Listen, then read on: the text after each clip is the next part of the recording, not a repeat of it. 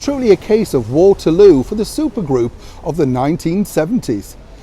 Hi, good morning, Neil Sean here in the very heart of London. Thank you for joining me today. And if, like me, of course, you love music, and it doesn't really matter what decade you're from, does it? You just like music, good songs, good melodies, good structures. You know, you often listen to music and you think, oh wow, that was a beautiful song, or that was a very catchy number, don't you? And as I say, you know, you find them in all walks, don't you? All walks of decades. Many people out there who are a certain age may remember the likes of Perry Como, yes, Al Martino, do you remember him? Dickie Valentine, Kenneth McKellar, all of those big names that were superstars of their era. A little bit like this particular group from the 1970s. They shot to fame way back in 1974 after having a colossal amount of fame in their home country, of course, but they won the Eurovision Song Contest with this very catchy song called Waterloo. Now, I've been very lucky to meet Benny and Bjorn over the years, never met the girls, in fact. Actually, I did meet very briefly at a Mamma Mia event, Anna Fried, but never met Agnetha. That's the blonde one, right? Yeah, I know, could you ever work it out when you were a kid at school? But they had a colossal amount of hits from Knowing Me, Knowing You, Waterloo, and of course, tracks like, you know, Take a Chance on Me, all big mega selling tracks. Now, in 2022, they came back after many years away with a brand new collection of songs. Brilliant as ever, super structures, wonderful melodies. And then they announced they were going to do a concert. Lots of people felt or hoped or thought that this particular reunion may be for the Platinum Jubilee. In fact, that's what we told you earlier on in the year, because that's what we were being cited as. You know, would the band get back together for a one-off performance for a very special lady who we know is a big ABBA fan? In fact, ABBA were introduced to Her Majesty the Queen by none other than Princess Margaret, who absolutely loved them and saw them in concert a couple of times here in London. Interesting to note that, isn't it?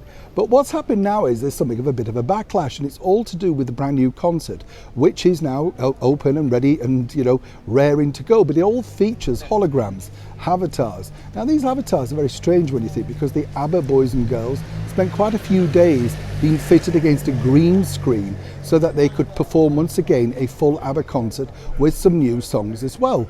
Nothing wrong with that. But now, seemingly, there's a backlash. I often say on the show, don't we, that a lot of these shows are very expensive.